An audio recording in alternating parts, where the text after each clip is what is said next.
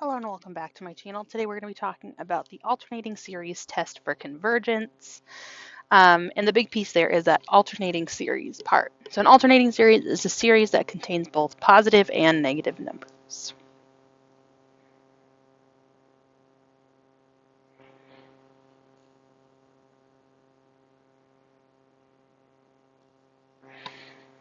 The most common of these swap back and forward each term, but that's not necessarily always the case. We just need both positive and negative numbers. So what they may look like, and by may we mean the most common.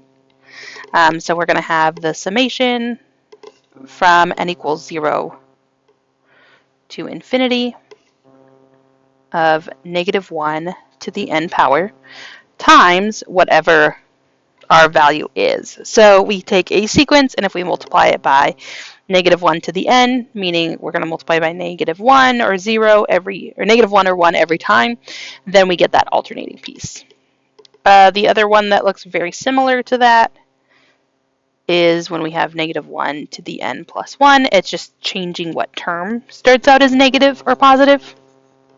Since we're starting out at 0, that first one is going to be a positive to start out with, while the second one's going to be a negative to start out with. The last thing that's like most commonly looked at is when we have the summation from n equals 0 to infinity of cosine of n times pi times a sub n. So our series times the cosine of n pi. If we plug in 0, 0 pi is 1, 1 pi is negative 1, 2 pi is positive, and goes back and forward. So we get that oscillating bit again. The sine version of it is very similar, except for we have when sine is positive or negative. So we have n pi. So we want it to be changing at a pi every time, but plus pi over 2. So that way we can be on our version of sine that is 1 or negative 1. So we have the alternating series test. This is one of the kind of easier tests because it only applies to alternating series.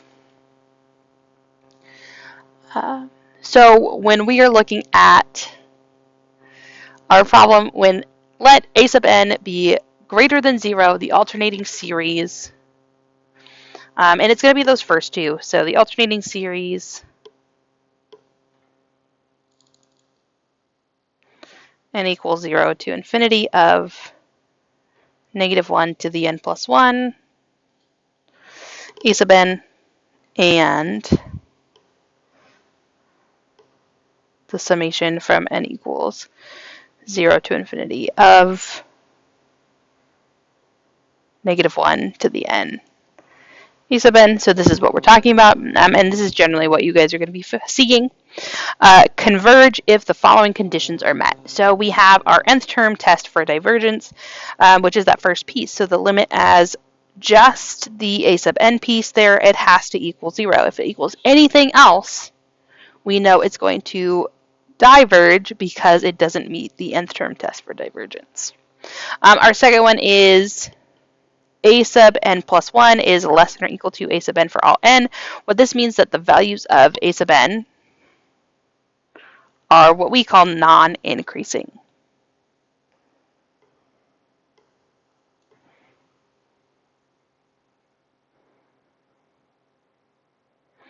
And the reason for that is, if we think about how a graph would be if they were getting bigger every time, we're looking at a function that's going to start doing this, and it's going to be bigger every time, versus if we have something that starts off big and then it's getting smaller, or if we are oscillating like that, but the value is staying the same every time, because we would be always giving it and then taking it away. So it just has to not be increasing, which is why we use the phrase non-increasing. It can be the same number over and over again, and it wouldn't be that big of a deal. So we're going to look at this problem. So determine if the series converges or diverges. So we have an alternating series, and we know that because we have this piece right here, which makes it an alternating series.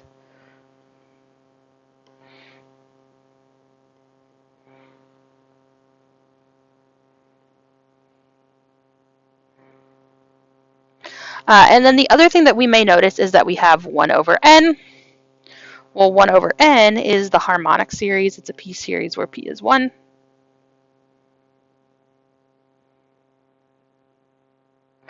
So we are looking at the alternating harmonic series.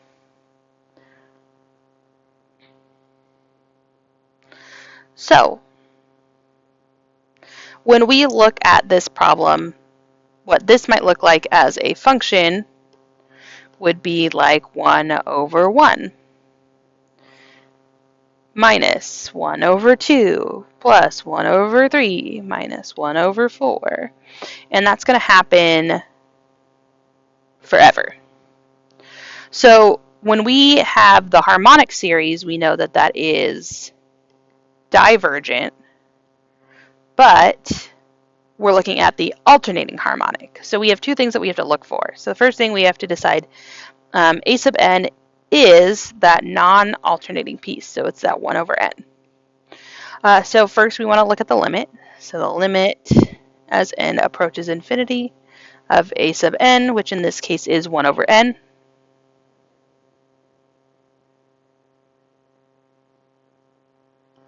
And we want this equal to 0. So we have 1 over a really, really, really big number. This is a Bobo case, so this does equal 0. So we're good in that aspect. So now we need to decide if n plus 1 is less than or equal to a sub n.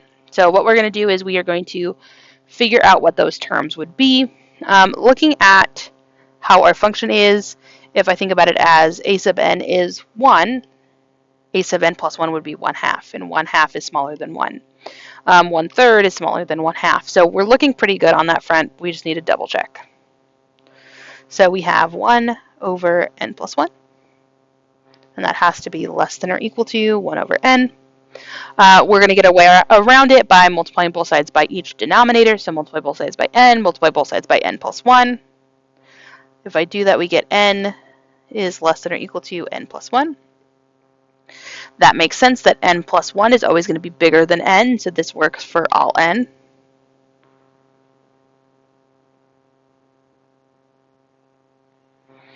And so what that tells us is, because the limit goes to 0 and this ratio works, this inequality works, we know that our series is going to converge.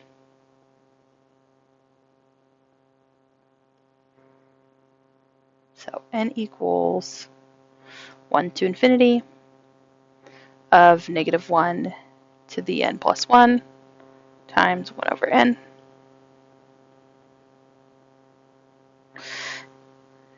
Converges by the alternating series test. And this is called the alternating harmonic. And it's one of those weird things where the harmonic series diverges, but the alternating harmonic series converges. It's a pretty famous series. Okay, and then we look at this one, decide if the series converges or diverges. So we're going to do the same thing. We're going to decide what a sub n is. A sub n is going to be the part that's not switching back and forward. We know a negative 1 to the n is the thing that's going to be switching, so we know a sub n is going to equal n over n plus 1. So the first thing that we need to do is decide if we have a limit that goes to 0. So the limit as n approaches infinity of a sub n, which is the limit as n approaches infinity of n divided by n plus 1. What I can say is that this does not equal 0, this equals 1. So this tells me that this diverges.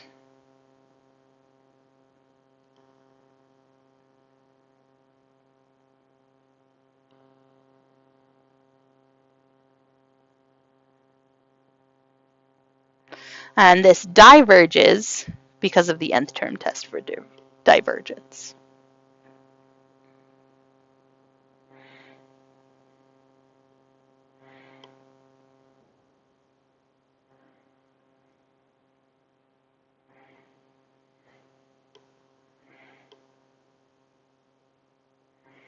So it's one of those ones that we normally wouldn't be able to say. If it doesn't meet those criteria, it diverges. But in this particular case, anything where the limit doesn't approach 0 is going to diverge.